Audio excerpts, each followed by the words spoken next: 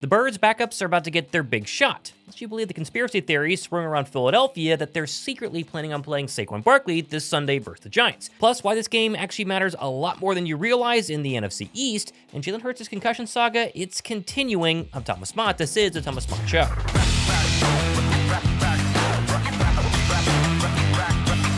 After a week of controversy in Philadelphia, trying to the Birds' plans to rest their starters versus the Giants on Sunday has basically split the fan base, Bird lovers need to direct their attention back to the actual game versus New York because there's a lot more implications than one might realize. Now, it's true, Philadelphia cannot actually improve their playoff seeding, and we know this, that's why the backups are playing, but the Giants themselves can dramatically decrease their chances of a top 5 pick and one of the top quarterbacks in this year's draft with a win of their own over Philadelphia. But before we get into that, let's do our Predict the Quarterback Stats to win a Thomas Mott Show t-shirt. Last week's winner never messaged me, so I guess we'll try again. Go down below in the comment section, drop a like on this video, and give me Tanner McKee's passing yards, touchdowns, and interceptions. Get it right, and I'll send one of you guys a Thomas Mott Show t-shirt. Right now, the Giants currently sit at 3-13, and they're 4th in the 2025 NFL draft order as it stands today. In order to land that #1 overall pick, though, they don't only need to lose to Philadelphia, but also have the Patriots, Titans, and Browns all win on Sunday. However, if the Giants end up winning on Sunday, they could fall as far as the 9th overall pick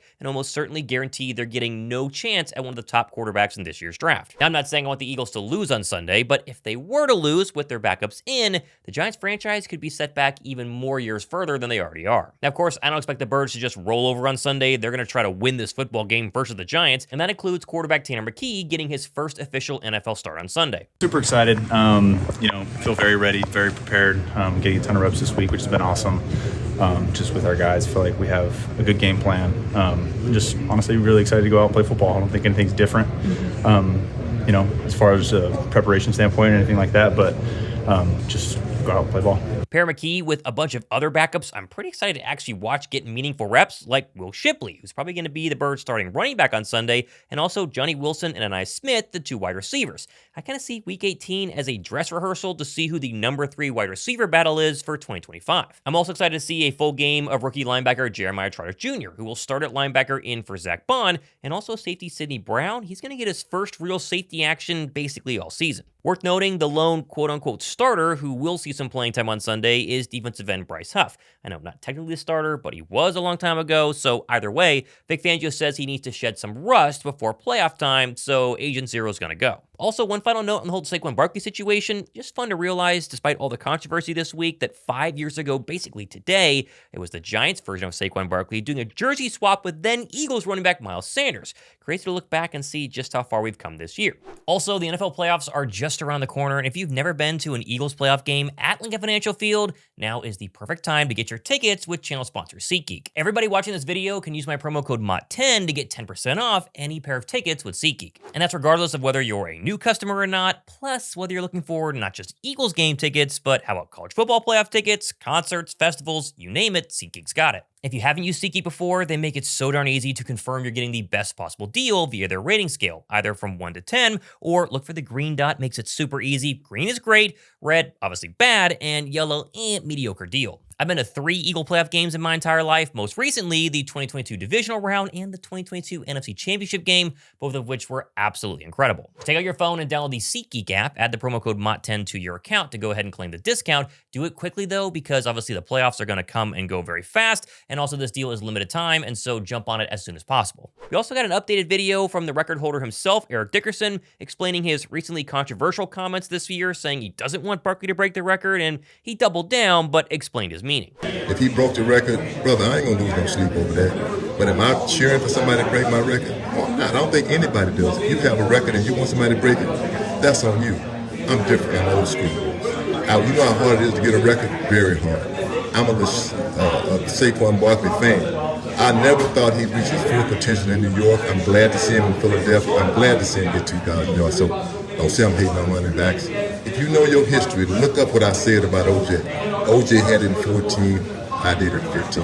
That's why I played the running back position. Now, if you like conspiracy theories, then the idea that Sirianni and the Eagles are hiding the fact that Barkley is actually going to play on Sunday to try to get the magic 101 yards necessary to claim the record, then here's a fun water cooler conversation to have. During Friday's practice, the only Eagles offensive weapon to actually practice with the team was in fact Saquon Barkley, shown here, along with the Eagles' entire starting offensive line. The rest of the Eagles starters, they were DNPs, most of which on rest for coaches' decisions. No A.J. Brown, no Dallas Goedert, no Devontae Smith, just Barkley and the offensive line, leaving many to wonder on Twitter if the line is going to actually play and give Barkley, let's say, a half to try to go ahead and get the record. And this sounds really fun, but unless this is the greatest cover-up in NFL history and the Birds have a better media leak control than the actual White House, this is definitely not happening. Barkley's probably just getting some extra work to stay fresh because he feels like he needs it going into next week's NFL wildcard game. I love the idea, trust me, right? Giants don't see it coming, NFL media doesn't see it coming, and then suddenly, first play of the game, there's Saquon Barkley, 60-yard run, he's 41 yards away.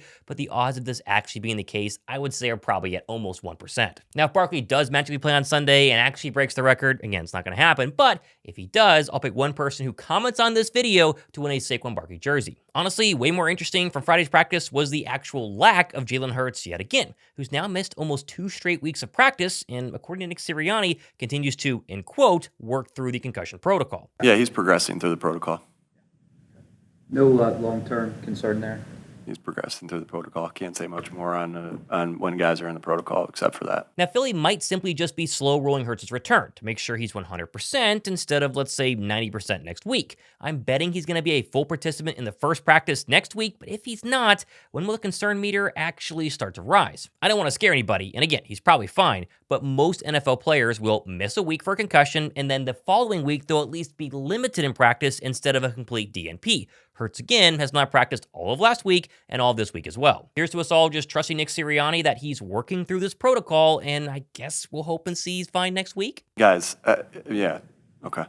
I mean, he's progressing through the protocol. There's not much more I have for you on that, guys. Staying with Nick Sirianni, we had a pretty interesting report from ESPN's Jeremy Fowler that dropped yesterday regarding the Birds head coach. Fowler claims he's heard from people around the league that Nick Sirianni's job is, quote, in jeopardy if the Eagles lose in the first round of the playoffs. Which, if you rewind to like 12 weeks ago, I think most of us Birds fans would 100% agree with this. The Sirianni hate post the Bucs loss was growing at an incredible rate, and all of us would have agreed, lose in the first round, and he's definitely gone. But over the last 12 weeks, you really can't complain about Nick Sirianni. His team is the #1 defense, an extremely impressive offense, and he's presided over the insane growth of a ton of younger generation Eagles that are going to be key contributors not only this season, but for many years to come. Plus, the Birds have 13 wins, they're locked into the 2 seed, and really are in a great spot to go on a deep playoff run. In order for me to believe that Sirianni gets fired if they lose in the first round, the Birds would have to get absolutely killed. It would have to look like the Bucs game in the wildcard round last year. If it's close and the Birds lose by a field goal but look competitive in doing so, I think Nick Sirianni stays for year 5. And I call for Nick Sirianni to be fired after last season. I call for him to be fired earlier this year. But love him or hate him, the Eagles have flourished the past 12 weeks under his leadership. From the outside looking in, the team clearly has his back and has been playing for him like crazy. But it does go without saying, the NFL is a week-to-week league, and if the Eagles lose 41-10 in the first round of the Green Bay Packers, then yeah, maybe the Fowler report could be somewhat true. Now, going back to the Pro Bowl snubs from earlier this week, and I can't get over Jordan Mailata being the #1 ranked left tackle in the league, according to PFF, and not making the Pro Bowl. It's just not sitting right to me and also to other guys in the offensive line, like Eric Dickerson, who told the media yesterday, quote, I don't know how the voting blank works or whatever, but it is the most rigged, flawed blank in the world because I think Jordan Mailata is the best left tackle in the league right now. I don't know how the voting or all that blank works, but it's flawed somewhere. Likewise, Cam Jurgen, the Birds center, echoed that and voiced his frustrations during his press conference yesterday. It's a lot of guys that play well enough to get it and don't get it, you know, Jordan. So you felt Jordan was snubbed? Yeah.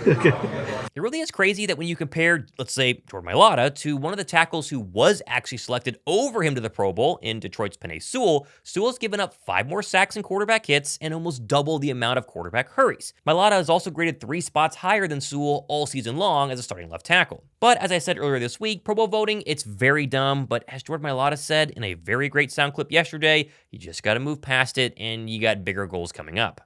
Man, you know, that's out of my control, Rube. I can't control that, but I will say this, you know, it's not something that I prioritized or look forward to. I mean, you guys know that. And another thing is, man, I know when I look back from where I was last year to where I am this year, I know I'm on the right path. I'm on the right path. So, I think our big mantra here has always been control what you can control.